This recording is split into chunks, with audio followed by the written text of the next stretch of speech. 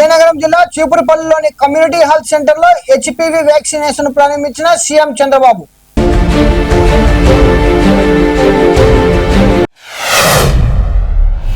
విజయవాడ ఇంద్రకీలాద్రిపై దుర్గమ్మను దర్శించుకున్న తెలంగాణ మంత్రి కోమటిరెడ్డి వెంకటరెడ్డి ఆలయ మర్యాదలతో ఘనస్వాగతం పలికిన అధికారులు.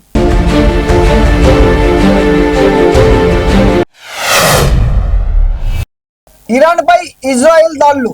క్షిపణి దాడులు చేపట్టిన ఇజ్రాయెల్ ఇరాన్ రాజధాని టెహరాన్ భారీ పేలుళ్లు. ముందస్తు భద్రతా చర్యల్లో భాగంగానే ఈ దాడులు చేసినట్టు ఇజ్రాయెల్ వెల్లడించింది.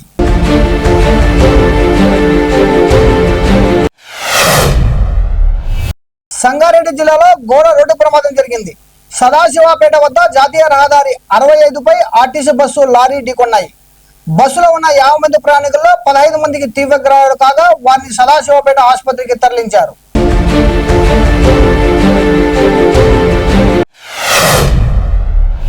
నారా లోకేష్ అనకాపల్లి జిల్లా రాంబిల్లి మండలం సీతాఫలంలో పర్యటించి 2300 కోట్ల పెట్టుబడితో ఏర్పాటు కానున్న Bluejet health care private limited unit కు శంకుస్థాపన చేశారు.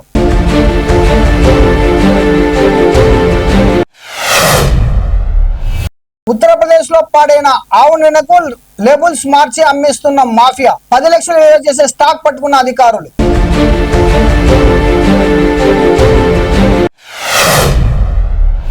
అంబేద్కర్ కోనసీమ జిల్లా సకినేటిపల్లి మండలం అంతర్వేది రాంబాగ్ సమీపంలో శ్రీ చైతన్య పాఠశాల బస్సు కొబ్బరి చెట్టును ఢీకొట్టింది.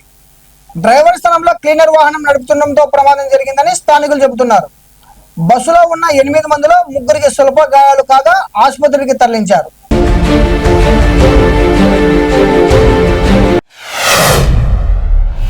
మాజీ మంత్రి అంబటి రాంబాబుకు నోటీసులు ఇచ్చిన అనంతపురం జిల్లా కళ్యాణదుర్గం పోలీసులు. సీఎం చంద్రబాబుపై అనుచిత వ్యాఖ్యల కేసులో అంబటికి కళ్యాణదుర్గం పోలీసుల నోటీసులు. హైకోర్టు ఆదేశాలతో 41A నోటీసులు ఇచ్చిన పోలీసులు.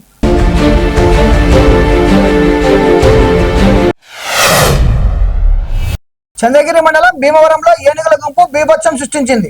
గ్రామ పరిసరాల్లోకి చొరబడిన ఏనుగులు పంటలను ధ్వంసం చేసి రైతులకు నష్టాన్ని కలిగించాయి.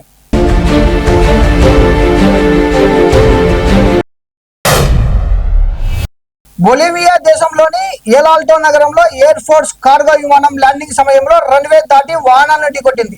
ఈ ప్రమాదంలో సుమారు 15 మంది మృతి చెందగా 30 మంది గాయపడ్డారు.